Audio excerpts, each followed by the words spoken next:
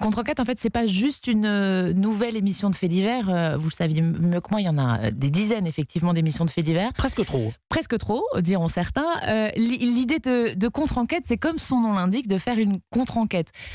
Pour le premier numéro, Les Disparus des Alpes, que vous verrez donc jeudi soir, il y a une dizaine de journalistes qui ont travaillé pendant plus d'un an sur le terrain, qui ont récolté des dizaines et des dizaines de témoignages.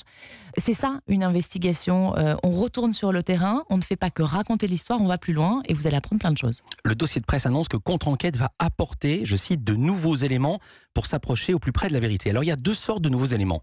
Il y a ceux qui ne sont pas connus du public et puis ceux qui ne sont pas connus du public et même pas de la police.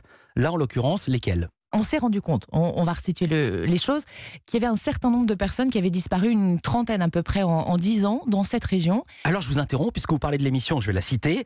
Le premier thème ce jeudi, c'est Nordal Lelandais, Maëlys et le mystère des disparus au pluriel.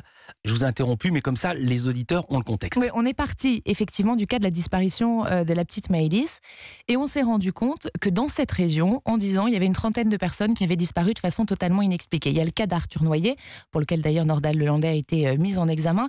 Mais il y a bien d'autres cas parmi ces personnes, donc des gens qui disparaissent. Il y a un jeune homme qui disparaît en tongs, comme ça, du jour au lendemain. Il part sans téléphone portable, sans sa carte bleue, sans rien, sans argent, et il ne revient jamais.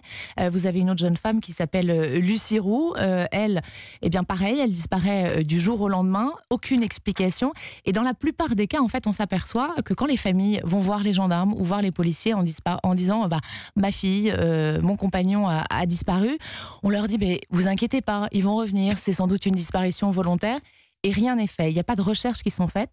Et ces familles, elles se retrouvent un peu seules à faire parfois l'enquête elles-mêmes. La maman de Lucie Roux, par exemple, cette jeune femme qui a disparu, elle a repris toutes les cartes bleues de sa fille, tous ses relevés de compte, essayé de refaire elle-même le parcours de ces derniers jours. Et nous, on a repris, les équipes de contre-enquête ont repris chacun de ces dossiers, et on s'aperçoit que dans certains cas, ces personnes ont, à un moment ou un autre de leur vie, croisé la route de Nordal Lelandais. C'est le cas de cette jeune femme, Lucie Roux, elle était à l'hôpital avec lui, soignée en même temps que lui.